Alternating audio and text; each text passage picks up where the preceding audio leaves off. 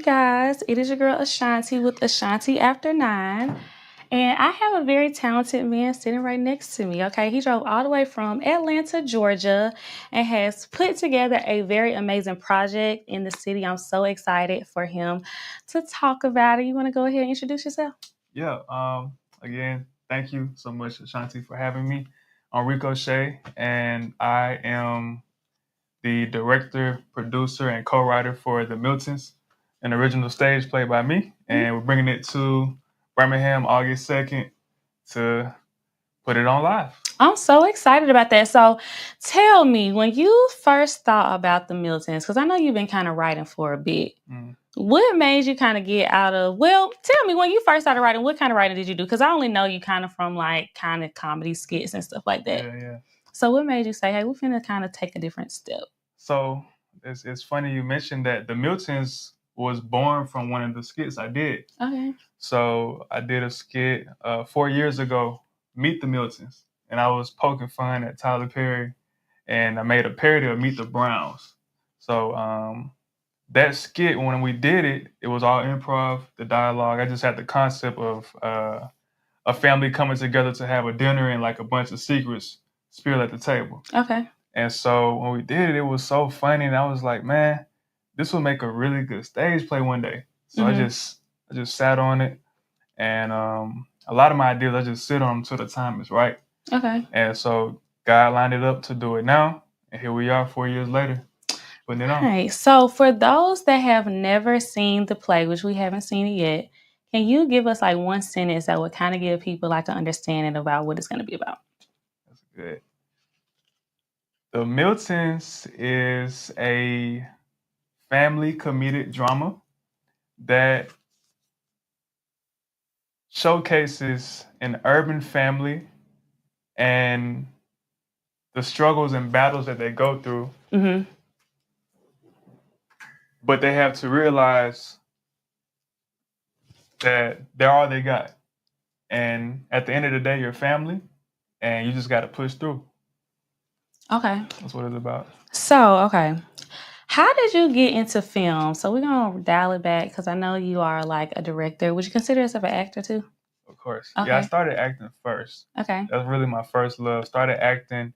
You just growing up, you kind of don't really know what you want to do until life just plays its role. So, fifth grade, Montgomery, Alabama, I just felt the need to do a talent show. And I did the MLK speech, memorized it from top to bottom.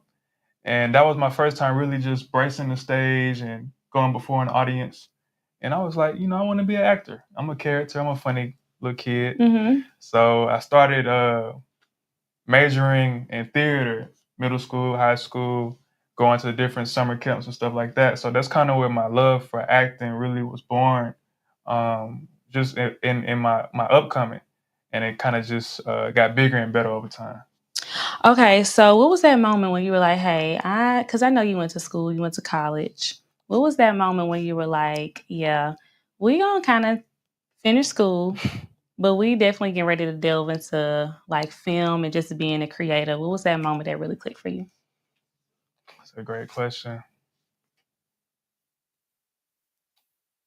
So my journey with school was really difficult because I'm such an artist that I went to UAB and I actually dropped out twice because I was just really like, I'm such a hustler and a go-getter. I was like, I'm not a school guy. Like, this ain't for me.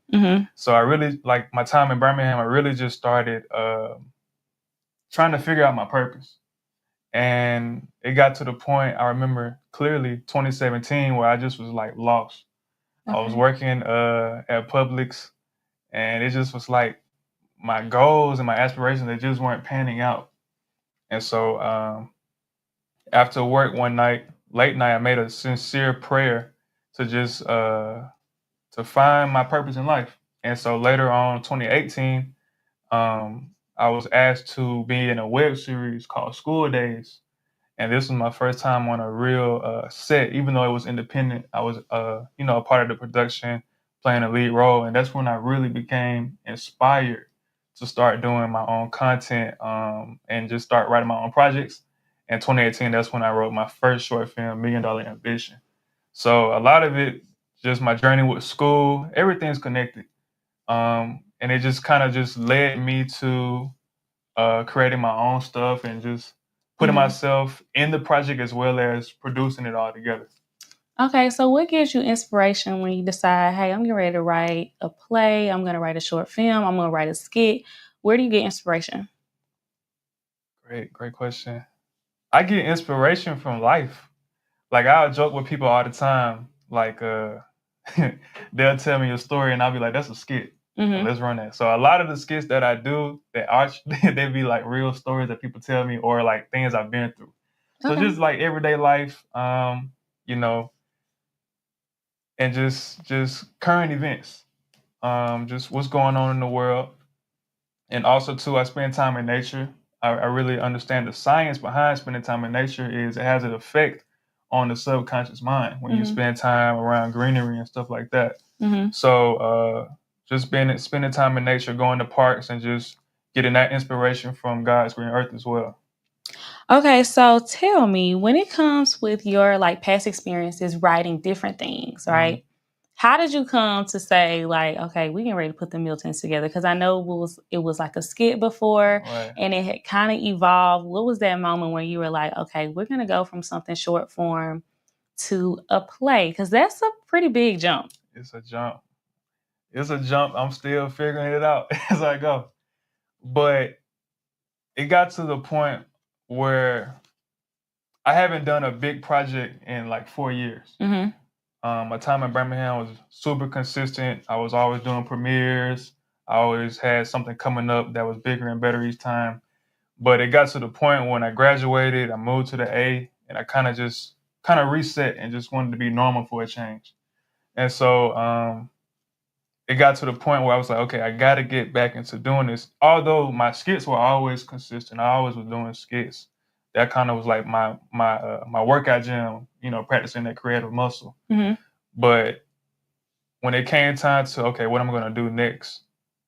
It was either going to be doing this feature film, which is a lot more of a budget, or do the stage play, which is less of a budget, but it's a more upfront cost. But it made sense strategically to do the play because it's less of a budget, and once it's done, it's done. Right. Compared to the film, where it's a lot more just monetary needs involved that I can't do it right now. So, but it's just the play really is a strategic move, and also it's creative. Like it's something I haven't done before, so I'm challenging myself even in that sense, and it's fun. Like theater is my first love, so just getting back into doing that, and also putting myself in it as a small role it's fun. So Aaliyah and I know y'all can't see Aaliyah, but we actually were just a part of something that was kind of like a show, right? So we understand how budgeting does always play a part in like the overall production of the show. So just for inquiring minds, right? What are some ways that you feel like people that are interested in getting into film, interested in just getting into the industry in general, what are some things that you feel like they should do to increase their budget? Great question. I love these questions. To increase your budget, something I learned early on is to write realistically. Okay. Write realistically. Don't write a Star Trek film if you don't have any access to that type of, story and narrative.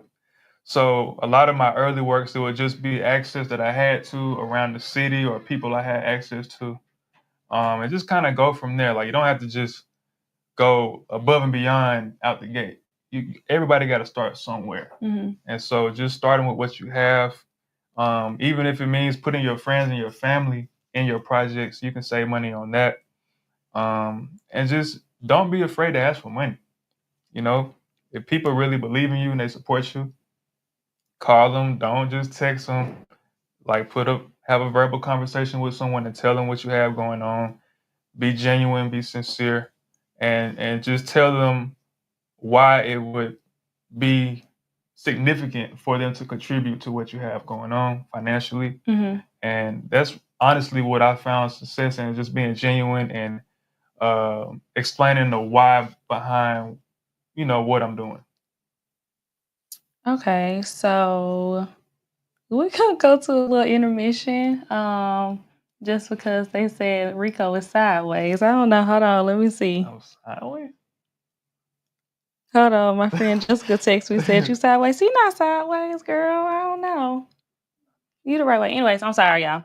Um, I don't know. But anyways, so tell me, when you picked your cast, how did you go about doing that? Did they have to audition? Did you already know who you were going with? Yeah, and all the cast I already know them, except for one member. But we did have auditions, in-person auditions, at the Vault back in it was either October or November last year. Did the auditions, and honestly, this was one of my more challenging auditions. I think it was because I moved, and I wasn't as tapped in with the city. Although we had people come out, it just took a while to get the right people in the right role. Specifically, Tyrone, Milton, and Ricky. Those were like they kind of held up the production a little bit because I was like, man, I gotta have the right people in these roles. But shout out to everyone that came and auditioned. We had some great talent come through, and that's one of the things I love about Alabama is the talent that's here. There's so much talent here. It's really astonishing when I travel and I tell them I'm from here. They're like blown away that I do what I'm do, but I'm from Alabama. Like they can't believe it.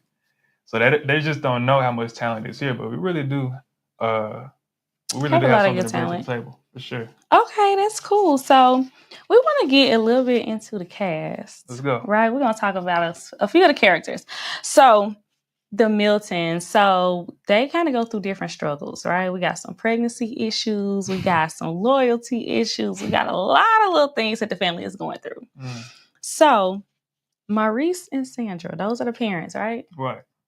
Okay, so tell me a little bit about that character, because I know they're kind of like the pillar of the unit. Right. And they got a little situation. We can't tell y'all everything, but they got a little situation going on that y'all need to see. So tell us a little bit about those characters. Maurice Milton, hardworking man. He's a no nonsense type of guy. Okay. He's funny without trying to be funny because he's trying to put you in your place, but the way that he delivers his lines and his character is just hilarious. And he's on the verge of retiring from his company, and he gets fired by a new guy. Somebody's family member took his spot, and so he just lost his job. So now he has to figure things out, explain it to his wife. Sandra, on the other hand, she's a hard-working woman as well. Mother of 3 children, and she's just a loving, caring mom, like any other good mom. Every day is Mother's Day. That's how you would describe Sandra. Huh?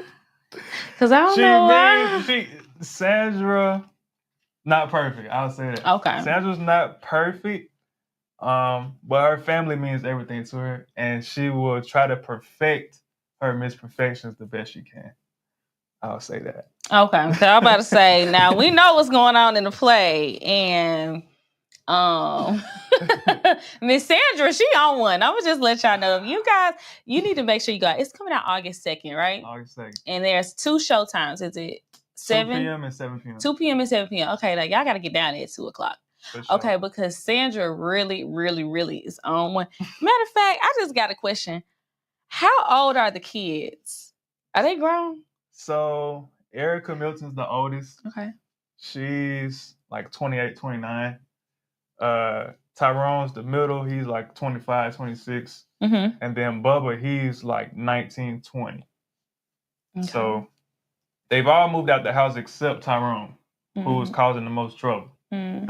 He's staying at home. He's causing the most trouble. Po baby. So I know Bubba does like music. Is that right? Bubba is he's a singer in a band. Okay. Yeah, he's a singer in a band. And he realizes that he wants to chase his dreams. He's not a college kid. And so oftentimes and this story really shines a light on how, like, a lot of times parents would try to carve a path for you, but ultimately it's just best to let your child do what they feel is best and just support them, you know. I got a question about that. So I do agree, right? I do feel like your parents should let you kind of figure out your life. But I think, or you may have a different opinion, but while we coming up, like at what time should they give us, you know what I mean, those reins? I'm very blessed, and I can kind of talk about my story. So I have always been blessed with dreamers for parents, right? Like my dad has his own business, my mom has had her own business. And so while my dad did go a traditional route by getting a degree, or both of my parents are college graduates, they were able to, you know, kind of become entrepreneurs based off of that degree and some of the certificates that they've gotten. And my sister and I have gone completely the different route, right? Like, I think my sister does have a degree because she's graduated college before, but I technically don't have a degree. I haven't graduated college. And before I started taking media seriously, like a few months ago, I was finishing up my prerequisites and I was getting ready to go to nursing school. And I don't know, I just told myself, I'm going to take like the next 3 months. I think I had 3 months until August. And I said, I'm going to take from May to August. I am going to pursue media in the most intense way possible to see if that's my thing. And my mom sat me down and she was like, yeah, you probably don't need to go to school. Like, school is always going to be available. And I'm blessed to have parents that will support me. If I got to go to nursing school at 45 years old, my parents going to make sure, you know, that they help me get there. But, you know, I was really blessed for that opportunity. But I do find that some people would have love for their parents to say, no, you need to go to school. You need to get an education. Even if you get that education and then you decide to do something different. Yeah. You need to have that backbone. How do you feel about that? That's a great question. I dealt with that personally, and kind of the storyline is kind of based on that a little bit. Like I said, dropping out twice, my parents really pushed me to finish. Like, especially my mom. My mom, she was on me to finish. I gotta salute her. My parents are the reason I graduated. So, and it actually it allotted me some flexibility, but I always had a vision to never let this go. Like, whatever happens, I'm going to make it big. I'm a star. I'm an artist. I'm going to chase this thing. But the schooling backing, I just say it's not for everyone. And it's best to figure that out before high school graduation. That way you can save a lot of time, which is what I dealt with. If I could go back, I would do a lot of things differently. But yeah, I say try to figure out the best before you graduate high school for sure. It helps save a lot of time. Okay, well, this is another question I got. If you didn't go through all of those difficulties, do you think you would have arrived where you are now? I feel like for me, I would not, if I would have been like, oh, when I'm 18, I'm going to be a media personality. Like, I don't think I would have pursued it so intensely right now versus me being like, hey, it's do or die. Yeah. Like, you can already start. If I start nursing school, there's no way I can do anything else. It's going to be something that's going to take away my day. Yeah. Weekends, all of that. Right. You know, I probably could pick up media when I'm a nurse in 2.5 years. Yeah. When I have a job that I have to be at every week. You know what I mean? Like, I don't know if I would have had that opportunity. So, because think about it. The things that you've gone through put you here. Right. Where you are like pursuing film and just being a creative very intensely. Right. Almost in a rebellious state. You know what I mean? Like, I ain't getting ready to do all that other stuff I went to school for. I'm going to do this. Yeah. So do you think if you would have had at 18, like, yeah, don't worry about college. Just go get you a camera, baby. Get you some microphones. And yeah, we're going to let you go ahead and do what you got to do. Do you feel like you would be like this hungry for it? I'll say this. God is number one. Mm-hmm. God has written everything already. So I just tried my best to fall in accordance with what He's written and His plan. And I feel like life is like, it's always a matter of decision making. It's Mm-hmm. always a matter of, coming to a crossroad and dealing with option A and option B. And ultimately, God has written your life, but you have the option to go down path A or path B, but you'll ultimately land where God has wanted you to be. I So that's agree. kind of what I feel like. If I would have did this at 18, I don't know. It's a great question. I don't know. And look, I don't know. we're gonna put you in the we're gonna put you in Maurice. That's the father, right? Yeah, We're gonna Maurice. put you in his role. You Okay. had a son that wanted to pursue music, and he Yeah. 18 years old, Yeah. just graduated. Might be okay. Are you gonna tell him, baby, get in the booth, or you gonna tell him he better get in the booth and get in the classroom too? What are you gonna do as a parent? Great. I love these questions, man. It's good.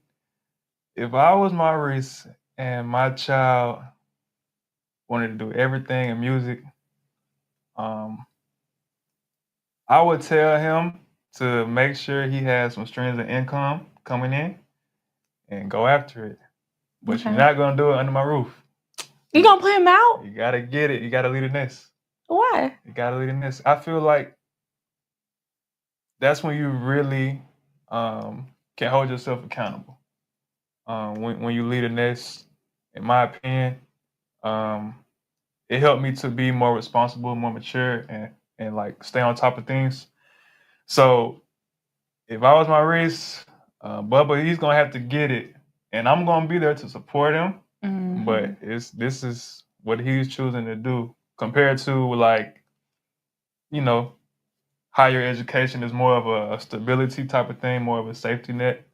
That's kind of one reason why I graduated, just so that's always there if I need it. Um, but yeah, if I was Maurice, Bubba, you got to get some bread. You got to support yourself independently. I think if it was me, my children finna go to school. Okay, I ain't gonna lie. I ain't gonna try to You sugarcoat it. pushing all your kids through school? It depends on, okay, if I see myself in the way that I see my career going, we're gonna have a real sit down at like 15. All right. Are you social media inclined? Or are you banking off your mama? You know what I'm saying? If you're banking off of me, baby, you finna go to school. I'm sorry. If you don't have your own following, if you don't have your own, you know what I mean, your own traction, your own footprint, you're not making strides in this industry like your mama is, but you just gonna be my daughter. No. Like you can already go to school. Like to me, I'm gonna give you a good example.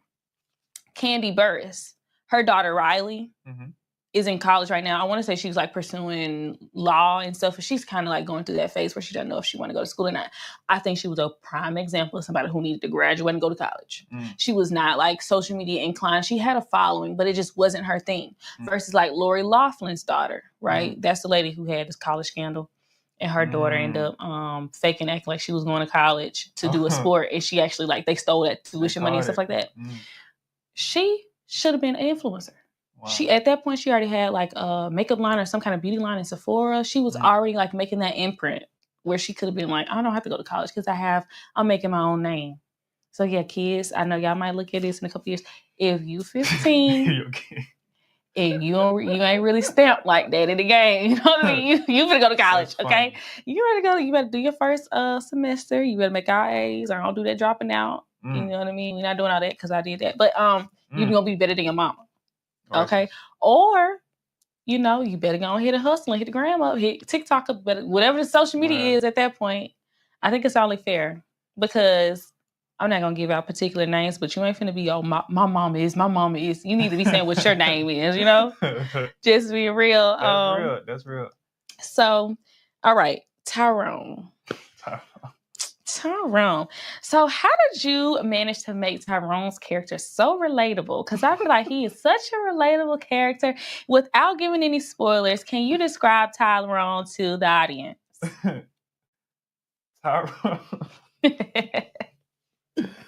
Tyrone is a hard hit. Okay. Tyrone is somebody who thinks he knows it all. Mm-hmm. And this is an element in the story where we actually address when your child is turning into something that you didn't raise. You know, it's a storyline in the play where Tyrone is involved in street life. He's Mm-hmm. involved in gang activity, and this is not the household he came out of. He didn't grow up like that. Is it though? It's not. It's not. Oh, It's not. okay. It's not. Okay. But it's honestly, it goes back to that rebellion. It's Mm-hmm. that clash between father and son where your child he doesn't want to be like his dad. It's butting head so much that he wants to just go in another direction and go against what his parents are advising him to do. But the crazy thing is about it, we show how good parents they are that he's still able to live at home. Like he still is supported with the roof over his head, meals on the table by his parents, but he's not doing what he should do as a man. Mm-hmm. He's doing illegal activity, and it's just not commendable. So Tyrone is someone who, at the end of the day, he's a good kid. He is a good kid. Um, he just needs guidance, and sometimes that guidance doesn't come from your parents. It comes from outside influences, and in this stage in his life, he's getting a lot of negative outside influence. Right. And so it's a moment in the play where his father really shows his fatherhood, literally puts his life on the line for his family. And this is when it's like an epiphany to Tyrone, like, dang, I really do have a good dad. And like he would die for me. So that's just a little bit about Tyrone, but I like Tyrone. He's going through a lot. He's like going through an emotional roller coaster. When you come to see the play, you'll see, the struggles that he's going through and the event that takes place, and it just causes an explosion. Um, you gotta. I like having the story too of having both parents in the house because it helps to balance it out. It'll be much different if he just had his mom or if he just had his dad. It's good to have the storyline of showing two parents in the house together. Also exploring that narrative as well.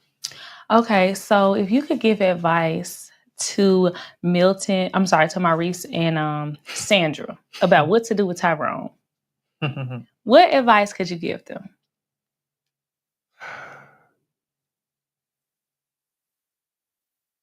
I would advise them to have a real sit down with Tyrone and try to find out, look, son, what do you want to do in life? Like, you're 26, where are you going? We know they don't know exactly what he's doing outside the house, but they know he's doing stuff that he shouldn't be doing. He's getting a large amount of money, and it's not going to come from your standard 9 to 5. Oh, God. You know what I'm saying? So having that real sit down and just trying, giving that effort. Sometimes, children will say, my parents didn't even try. My parents didn't even try to talk to me. And sometimes you just have to have that sit down. Although it might go in one ear, not the other, sometimes it can have a subconscious effect down the line, something that they can reflect on later. So my advice to them would be to have that sit down and try to do some family counseling. Were they receiving any of this money? I'm just curious. So I give a little revelation. So I mentioned that this is like a funny spoiler, I say, for you to come see the show. But like I said, Maurice does lose his job.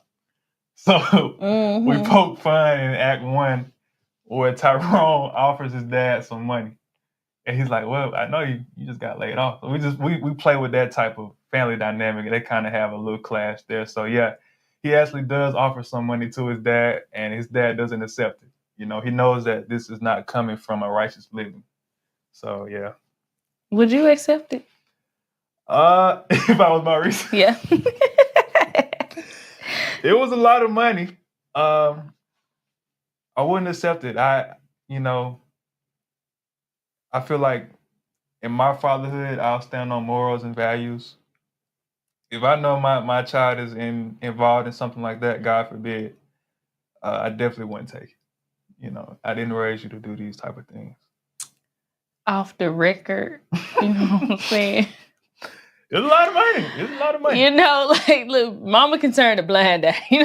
Just leave it around. I found it, and the mortgage paid up. I mean, you know what I mean? I'm not gonna lie. Okay, your daddy got laid off. I'm stressed around here. He got an attitude about these bills, baby. Go ahead and leave about 5-6 racks for your mama. Yeah, I ain't gonna lie. I'm gonna be into it. You know what I mean? I'm gonna go to church and I'm gonna repent and pray. You know what I'm saying? I'm gonna be trying to get back right with God, but just for this second, I'm gonna have to step from the cross and go ahead to get my little money, get my affairs in order. My son out here working hard, and as far as I know, he goes to work every day. You know, as far as you know, as far as I know, just like El Chapo wife said, I've never seen my man around any drugs, and I never seen my son do anything illegal. He just brought me something. That kind of goes back to the element of choices. This play is all about choices. Oh, I know. Okay. It's all about choices. We're gonna get to Angie and Miss Sherry, right? So they were kind of like the comedic relief. Is that correct? For sure. So tell me more about those characters. Auntie Angie, man. Auntie Angie is that auntie bougie, always shopping. She actually owns a boutique. Okay. So she's super funny. It's like the Martin and Pam dynamic between her and Maurice. They always going at it whenever they're in the same room. But she's family. She's family too. And Auntie Angie definitely offers some comedic relief because there's a lot going on in the play. There's a lot going on, but she's that auntie who will try your nephew and try to take your nephew off your hands. She's like 40, 50 something. She's one of them. Okay. She's one of them aunties. Miss Sherry is another comedic character. She's from my universe. She's one of my characters. And the actress, Dolores Bird Smith, really brings her to life. Like, she is Miss Sherry when she becomes her. And Miss Sherry is just that nosy neighbor, just troublemaking, coming in the house unannounced, doesn't knock, always needs something, always just in people's business. She's telling Fox 6, she's telling the pastor, she's going live on Facebook about everybody and everything. Miss Sherry is a character, man. And she's actually one of my characters I want to turn into a stage play. I want to make a Miss Sherry the stage play one day. Okay, so do they know the family secret? Do the aunties? Miss Sherry, Auntie Angie knew, actually. Okay. Auntie Angie knew all these years. And I mean, what do you say? At Two Sisters, I thought about it like, Two Sisters, this type of secret, would you let this out, or are you gonna hold it in for your sister? We explore that as well. I used to be messy, y'all. I used to be messy. I gave that life away. I did. And as I was reading through the treatment, I said, you know what? I just have to ask for forgiveness later. If I feel to blow the spot up, I couldn't continue on like this. You would have let them know. Yeah. Because the moment I would hear, oh, I got to go, get this gift for this person, or this person getting on my nerves, and I'd be like, you know what? Yeah.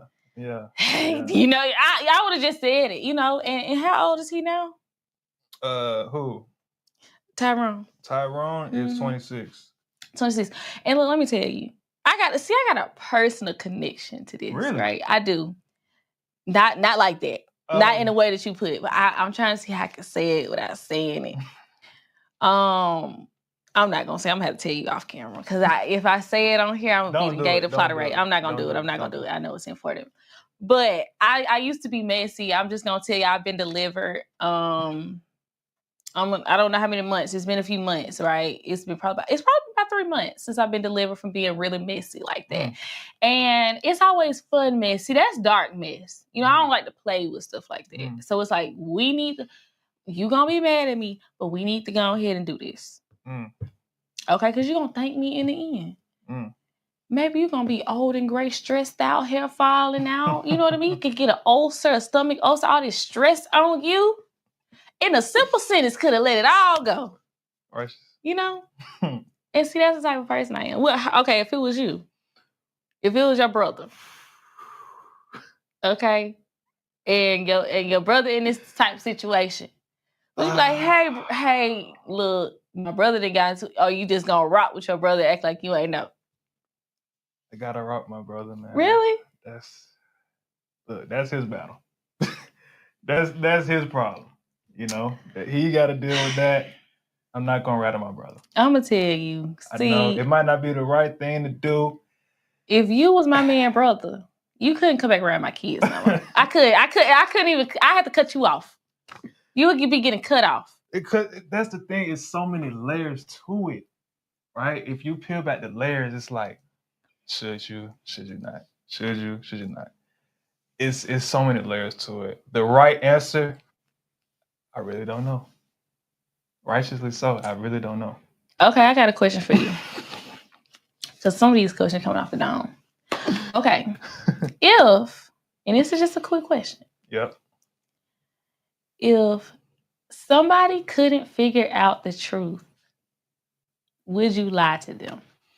Like if you was like, hey, they would never figure out the truth, and they asked me this question, would you lie to them?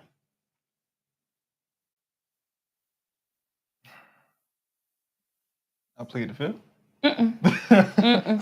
I just need to know real quick. And if you listening, I just want to know. If somebody was like, hey, I got a question to ask you, and you thought in your mind, if I tell them the truth, this might upset them, but they probably won't be able to figure out the answer anyways. That's why they're asking me. In that instance, I would tell them. The truth? I would tell them the truth. What instance would you not tell the truth? And the way you worded it, I don't want to lie. Okay. I want to be truthful. I want to be pure. I want to be honest. But you'll lie for your brother. Can we replace lie with another? No. You'll lie for your brother. I love my brother. I'll say that. Okay. I love my brother. I love all my brothers. Yeah. We'll put it like that. I would, if it was my sister though, I would try to let her know I love and sure. I love and support her. Sure. And we're gonna move through this together. But we're gonna move through honesty. Because I feel like it's gonna be more that ricochets after the fact than it would ripple be. Effect. Yeah, it's just best to get it over with. Yeah. It's best. I agree. You know, and there's so many references I can bring up right now. Yeah. That I'm thinking of. If I say it, it's gonna get a short way. It's gonna be too much. It's gonna be too much sauce. Yeah. So, okay. Is there any character that you resonate with personally? I know we kind of talked about Bubba and his pursuing of like music, but is there any other character that you kind of like resonate with? Bubba's number one. Mm-hmm. Just from a creative perspective, you know, the arts, it's so hard to make it, and it's so hard to get support when you're starting out. So I can relate to him just with my journey, starting from scratch, starting from nothing, and building this up from the ground. I can really relate. I don't know if you know, I started, one of my pathways in the arts was making music. So I came up rapping. That really was like my introduction. You want to do a freestyle? Not right now. Okay. we discussed that. I know. Before airing. I can catch the vibe. I can catch the beat right now, though. I'm ready. I can catch the beat, but not right now. One of my goals is to start back making music, though. Okay. One day. It's like, that's the other thing as an artist, like something I've learned is to do one thing at a time. If you try to do too much, you're gonna lose focus. I agree. It's gonna start getting blurry, and it's not gonna be as good. So my focus right now is the Miltons. That's got all my attention. Then I'm actually writing a book right now. I'm writing my first ebook. Oh wow. It's titled Conscious, Committed, Consistent. So that'll be like my next focus, and then we'll start getting the play ready to take it on the road. But yeah, back to your initial question, Bubba is number one, just from an artist perspective. Mm-hmm. So hold on, we got a comment. What did she say?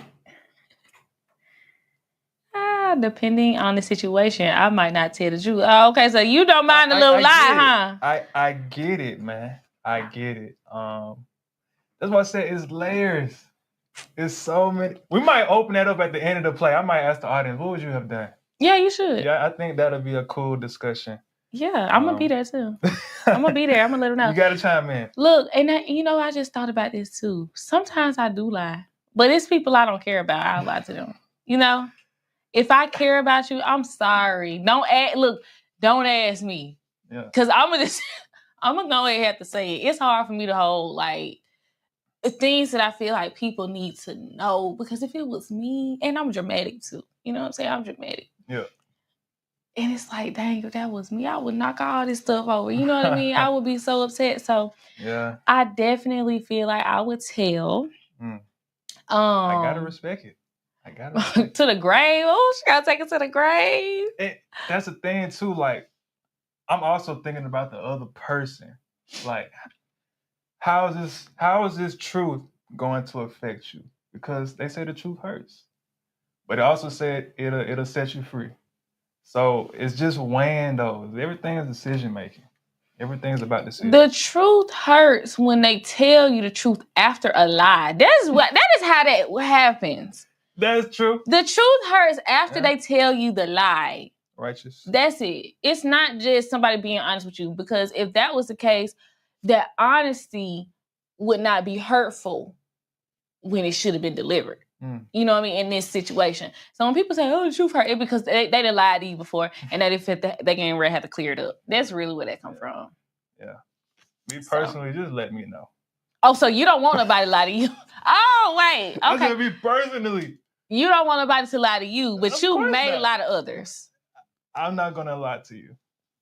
Okay. I'm not going to lie to you. I lie to people who I feel like is going to lie to me. I do. I do. I'm not going to lie to you. But I'm not going to lie. If it's somebody I really care about, you know what I mean? I'm going to keep it a band. Yeah, I'm going to tell. I'm going to keep it a band. Yeah, but I'm going to tell you, everybody going to know I'm going to tell, though. Even the person I'm telling on. They might be mad, but I'm going to just ask for forgiveness. Righteous. You know? And be like, I'm gonna probably start off like this. You know, I don't like no mess, but me personally, your auntie got to tell you something. Right. I'm not even the type of person to put myself in these type of situations. I'm cool, calm, collective. I don't get involved in gossip. I don't get involved in rumors. It just ain't me. So I don't even deal with these type of things. It follows you sometimes. Yeah. And even when it follows you, I think it's important just to keep a good track record. Like, like that type of claim or accusation, you know that's not him. You know that's not her. You know what I'm saying? I had people try to lie on me. You know? Really? What they was lying on you saying? Who was? Words in your mouth. Oh, words in your mouth. Okay. Saying things that I said that obviously weren't true. And it gets to the point where people run off with it. So you just have to keep a good name.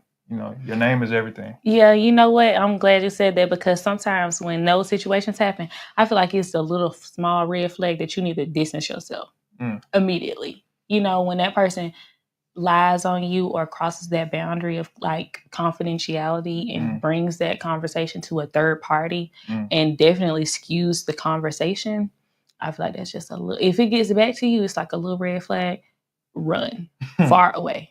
For sure. Because if it's that small, imagine you have shared something so intimate, so close to your heart, and then this person already told a little lie.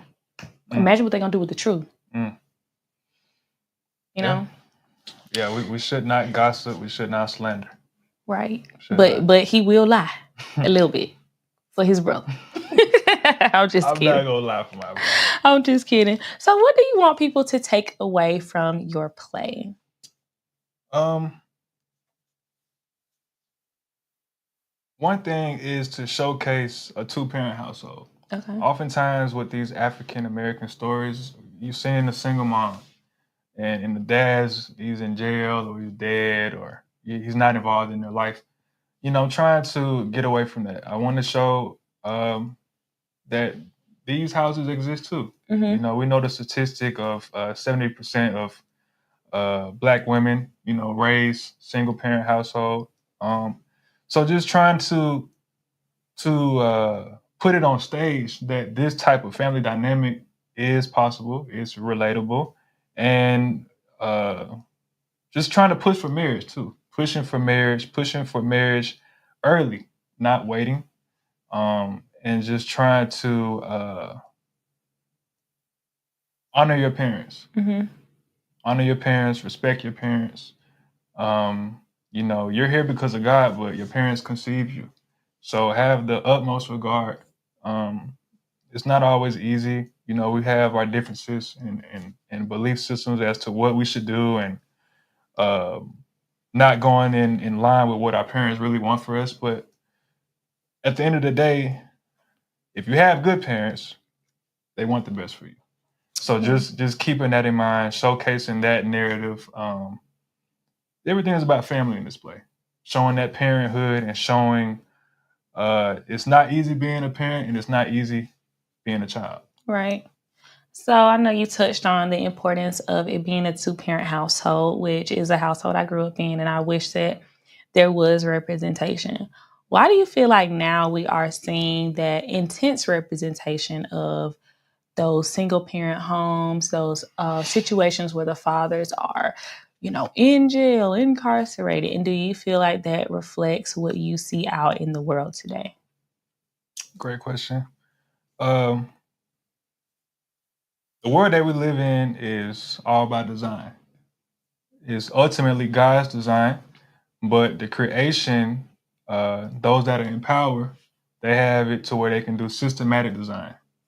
And so, oftentimes, the design is in film, it's in music, it's in billboards, and a lot of it is messaging. And when you look at the messaging, it ties into telling the story. So it's ultimately telling a story for you to perceive, for your perception. And we just have to combat that. We have to be conscious of it, that, these systems are in place for us to have broken homes, for us to not raise a family as one, for us to have children out of wedlock, all these type of things. We just have to take a stand, and you have to stand for what's right, and just be strong in your morals and your values. But I would say it's just systematic, and the powers that be, they know what they're doing. You know what I'm saying? Mm-hmm. And I'm just trying to work myself up and rank to where I could be one of those voices of power uh, that could challenge that narrative, that can challenge that messaging. Okay, so is that important to you to make sure that your plays at least have some family unity as far as what that nuclear family is, that traditional mom, father, children in a household, like that copacetic dynamic, and they can have some difficulties that always don't include the father being just, non-existent, in prison, selling drugs, and doing all those things. I feel like there are a lot of art out there that doesn't always display our African American men Yeah, or our Black men in positive light. for sure. So, is that something that you hold to a high rank? Because I did notice that after I read through everything, that the integrity of their marriage, Mm. was very important. Yeah, no, that's very true.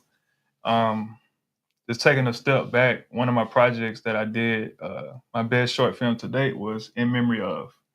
And in that story, I tackled the storyline of a mom who's raising two children by herself, Mhm.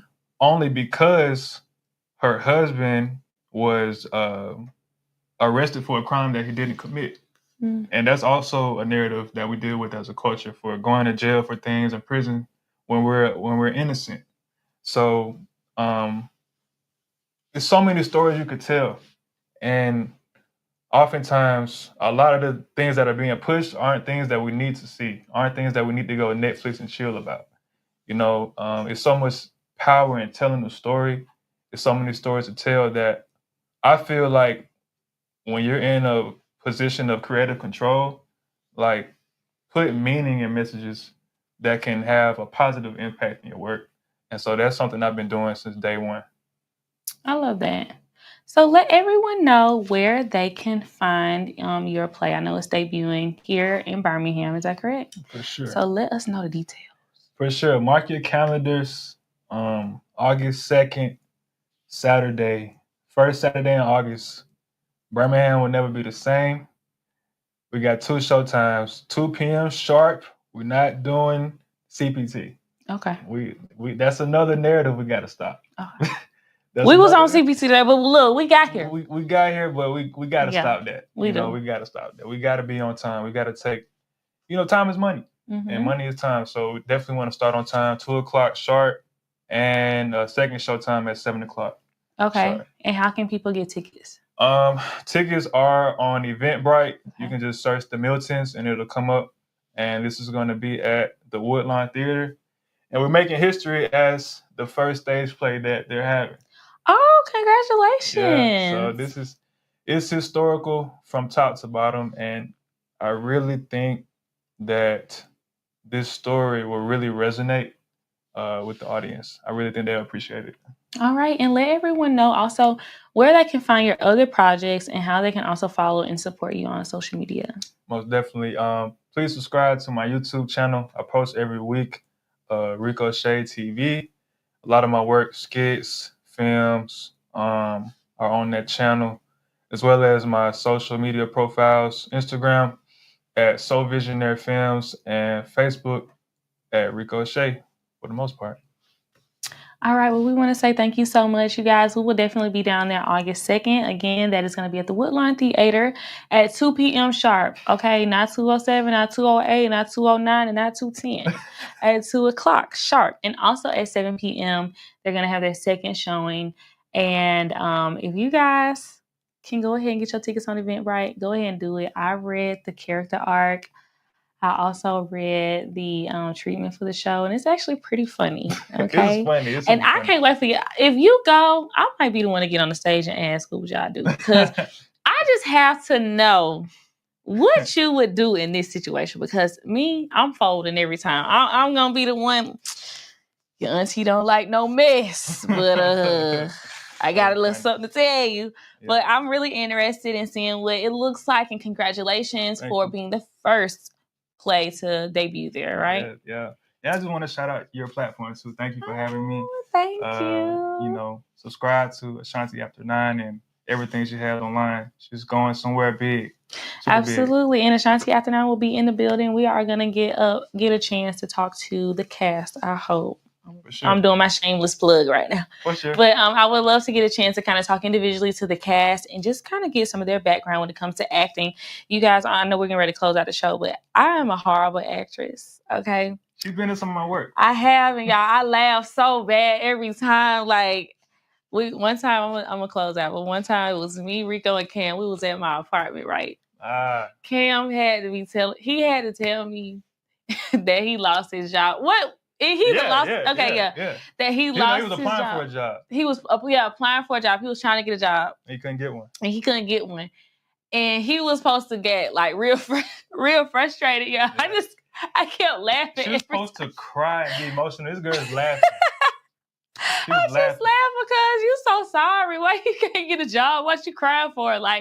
But I am not the best actress, but I plan on getting better. Okay, but I know I need to play a jovial role. You know what I mean? I need to play like a carefree. I can't be fake crying on there because I had to turn my head from the camera every time because I bust out laughing and I couldn't stay on script. We had to run it till it was at least semi-right. Yeah, and I'm also not good too because sometimes my emotions, like if I'm not feeling the person I'm acting with, I can't fake act like I like them that day. You know what I mean? So I just got to be in a character where I can kind of just do my own thing. So if you see any roles that you got coming up, you know what I'm saying? I got you. Go ahead and put me in. Now I do just a little cameo, because I think anybody can be an actress or actor.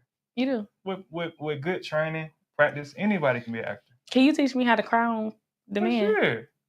Okay. Sure. I might be able to do that. Look, acting is not hard. Acting is not hard. Yes, I know we gotta go, but acting, it's really a mindset thing. Mm-hmm. It's all everything's in the mind. It's best to just not overthink it and to just be natural in the moment. Lights, camera, action, you roll it. If it ain't right, you do it again. You just get better with each take. I wasn't getting better though, y'all. I wasn't getting better, but it's okay because we got 2025. I might even just do a little acting class. You know what I'm saying? I might be ready to get on there. Hone some skills. Do a little crying. My man was cheating on me or something, and I'm gonna be up there boohoo crying. My man can't get a job. We have to run that back. Part two. For sure. Yeah, we got to get Cam in the building. Hey, why not? Yeah. So maybe we can reconvene, and maybe he'll have a job right now, right? Maybe we can try that. He got a job now. Yeah, he got a job now. But yes, and please let everybody know where they can follow you on social media. Yeah, again, Instagram, Soul Visionary Films, YouTube, Rico Shay TV, and Facebook, Rico Shay. All right, and there you have it. Thanks so much. Congratulations. And again, make sure you guys go to the Woodline Theater, Eventbrite. I'm going to make sure I put it in the description. Get your tickets today. And we will see you August 2nd at 2 p.m. sharp and 7 p.m. sharp. Okay? Peace. All right, bye, y'all.